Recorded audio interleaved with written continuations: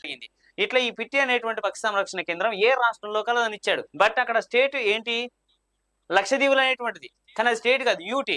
ఇప్పుడు చాలా మంది ఏం చేశారంటే, ఏమడిగిండి ఇక్కడ పర్టికులర్ గా రాష్ట్రం అని అడిగాడు. కాబట్టి ఇక మనం లక్షద్వీపులు అనేది యూటీ, అది ఛాయిస్ కింద తీసుకుందాం. ఇక నేను కేరళ పెడతా, నువ్వు కర్ణాటక పెట్టుకో, నువ్వు తమిళనాడు పెట్టుకో. నేను కేరళ పెడతా, నువ్వు కర్ణాటక పెట్టుకో, నేను తమిళనాడు పెడతా అని చెప్పేసి మొత్తానికి పంచుకున్నారు. ఇక లాస్ట్కి వచ్చిన తర్వాత కీ పేపర్ ఇచ్చేస్తారు కల్లా, కీ పేపర్ లో మనకి లక్షద్వీప్ అనేటువంటిది ఆన్సర్ ఉంది.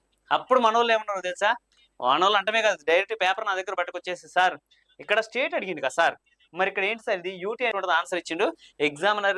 ఎగ్జామ్ పెట్టినాక వాళ్ళకి కూడా తెలియలేదు, చూసారా సార్, చూసారు కదా, యూటీ అయితే స్టేట్ అనేసి ఆన్సర్ ఇచ్చిండు సార్. ఇక ఫైనల్ కీ వస్తుంది కదా సార్, ఆ ఫైనల్ కీలో మాత్రం ఖచ్చితంగా మారిద్దిలేండి అనేసి అన్నారు. మారదని నేను చెప్పింది.